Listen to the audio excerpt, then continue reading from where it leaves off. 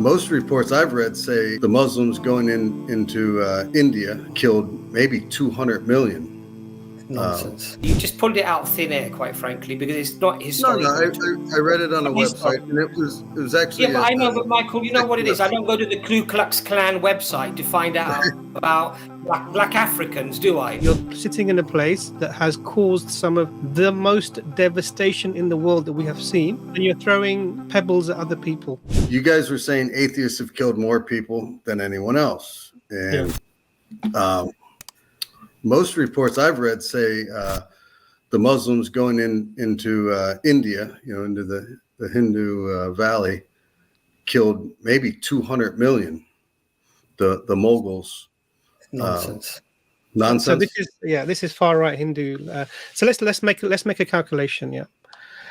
That would be a lot of people for back then. Yeah, that would be a lot of people. Yeah, because you're talking about population growth. So what has been the population growth of India, say, over the last 10 years? I'll look it up now while we're doing it. They're over a billion here. I think they're over a billion now. They're the biggest 1.1 billion. Yeah, they're the biggest country in the world now. Sure, population, right? But what was the population? So let's backtrack this. Sure. If you go back to the 11th century, you can't imagine there was 200 million people in India. But no. So in the 1960s, there were less than. There were probably about 400 million people there. Okay. How many people do you think there would have been 300 years ago, 400 years ago? Yeah, like 50 million. So the idea that, and now you have to understand that even now the Muslims form less than 20% of the population. Right. So the idea that the Muslims were a small percentage of the population, but the idea that people came in and killed 200 million people is just blatantly historical. Doesn't make sense. It's over the course of about 500 years. I mean, when was the Islamic invasion of India? Islamic invasion of India? Yeah, the 1000s, 1100s. No. The Muslims came into contact much earlier than this. But the point here was that the claim that's being made is that 200 million people were killed. Right. Even if we go back to that time, let's go back 1,000 years, right?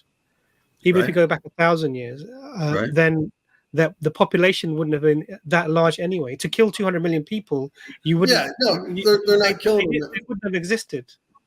They're not killing them in a day or a year. They're killing them over the course of hundreds of years. No, but then still you wouldn't. That's what I'm saying to you. The numbers don't make sense. Okay, and I agree. 200 million seems like a fantastical number. I agree with you. So why bring it up? Well, we're trying to work out the numbers. Let's see where they're really at. So you can't just make them up. We've quoted some numbers from far-right Hindu nationalists who are anti-Muslim and saying this. I'm not taking my numbers from the RSS. No, I'm not saying you are. I'm saying I'm just saying that's where these numbers come from. Okay. People who are going around at the moment making the claims that 200 million Hindus were killed by Muslims, the people who are saying this now are the RSS and BJP supporters. That's where the data is coming from. And I think there's one historian who says this. Okay. And he's like, and these are the same people who say that the Taj Mahal was, created by the Hindus, and the same people who, to destroy the mosque in Ayodhya are now building a temple over it, saying that this was there was something to do with Ram that was consecrated there beforehand. These are the same people who are, who said that we will take any refugees from the surrounding countries except for Muslims, whilst at the same time asking millions of Muslims who'd been in the country, hundreds of millions of Muslims who've been in the country, to prove their citizenship. And if you cannot prove your citizenship, and these are people without access to paperwork, who've been there for generations, poor people living in simple huts, farmers' lives, indentured farmers' lives, and these people having now to prove their citizenship without paperwork, cannot prove their citizenship, are no longer allowed to stay in the country as people who are seeking refuge, and therefore they're being imprisoned in camps. This is the same group of people who are doing these things. Exactly.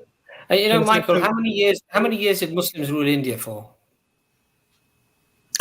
Maybe 300. Hundreds and hundreds of years, right? Okay, right. If they wanted to wipe out every single Hindu and destroy every single temple, they could have done so, couldn't they? Not necessarily. I mean, that Really, would be they like, had power for hundreds. They had power for hundreds of years. They sure, were capable of killing. They were capable of killing apparently 200 million Hindus. But guess what? They couldn't finish them all off. right, It just, sure. look.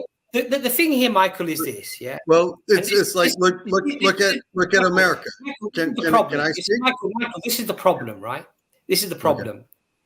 You've come here. You quoted a figure. You've just pulled it out of thin air, quite frankly, because it's not historical. No.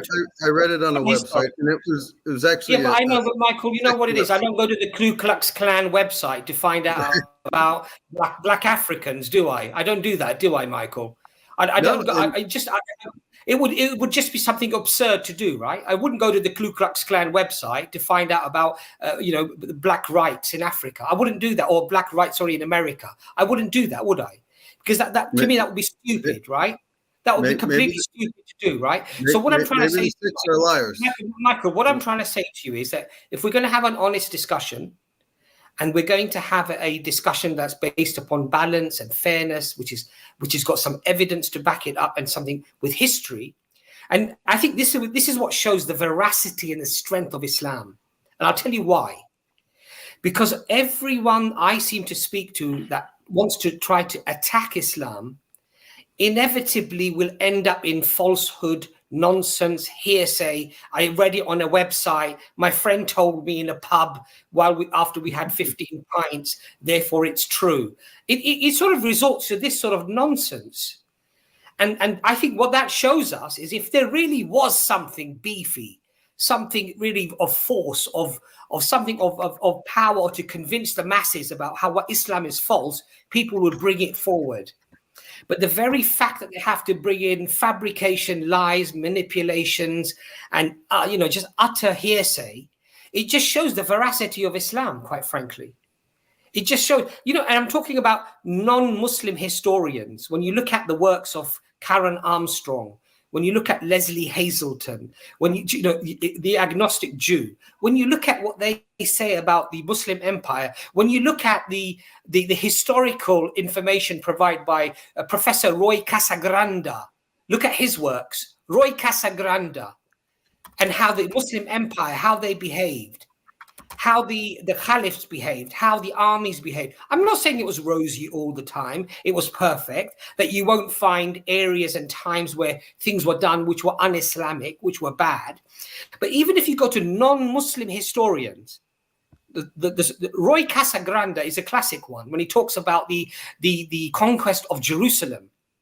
How when Umar Khattab, the second caliph, comes into Jerusalem and he questions the Christian, he says, "Where are the Jews?"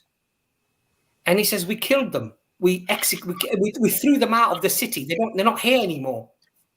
And what does Umar Khattab radiallahu anhu do? The second caliph of Islam, the most powerful man in the Islamic empire. He says, "You cannot do this." And he turns to a new convert and he says, "Go and find me 80 Jewish families." And he reinstates them in Jerusalem. This is our history. Alhamdulillah. We're proud of it. We're proud of our history.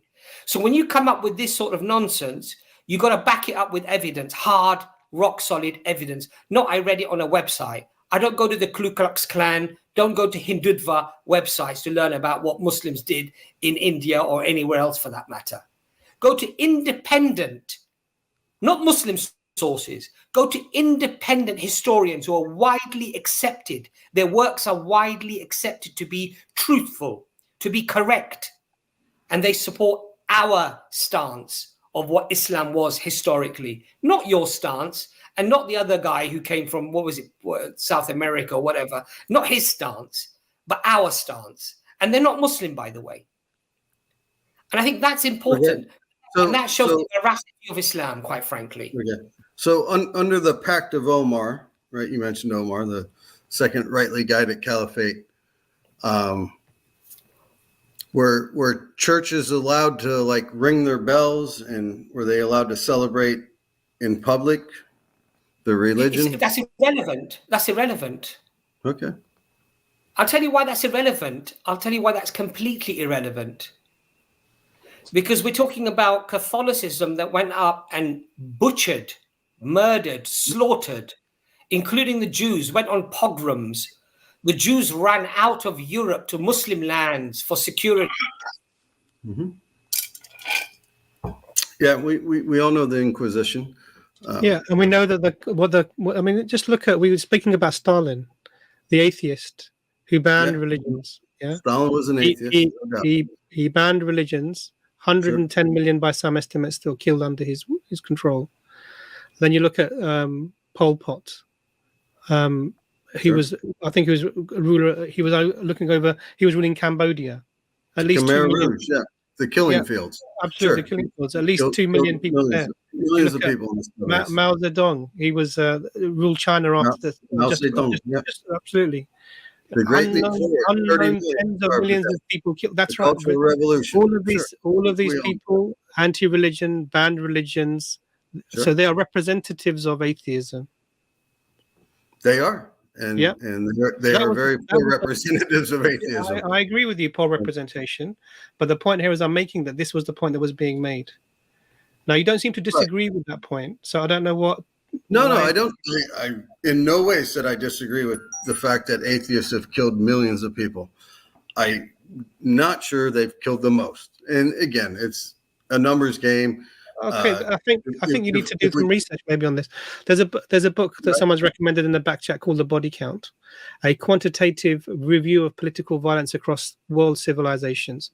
I'll put the link into the. I see. Brother. Yeah, I'll put it absolutely. I'll put it into the chat, and we thank the brother for this. And Elijah Quick was the one who said Saddam made some mistakes, but was a good force in the Middle East. Sorry.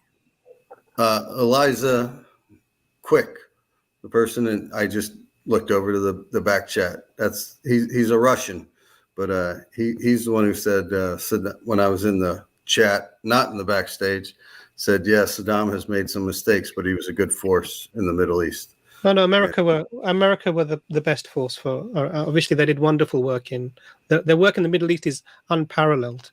I mean, really, if you really want to help, if you really want to liberate people from people who you've been supporting for tens of decades to abuse and rule over their people, if you really want to help liberate those people, what you need to do is to get depleted uranium-tipped weapons and fire enough weapons into their country to cause mutilations and deformations for generations to continue, kill over 500 million children and think the price is worth it. Because why? Well, we need the oil, isn't it? I mean, the oil is really important, because we have a really wonderful worldview. And and we like to do these things. So when Saddam invaded Kuwait, I was all for just buy the oil from Saddam. Why put the Kuwaiti royal family back? I appreciate that. The problem here is that you're sitting in a place that has caused some of the most devastation in the world that we have seen. There's no doubt about that. And you're throwing pebbles at other people. Don't throw stones if you live in a glass house.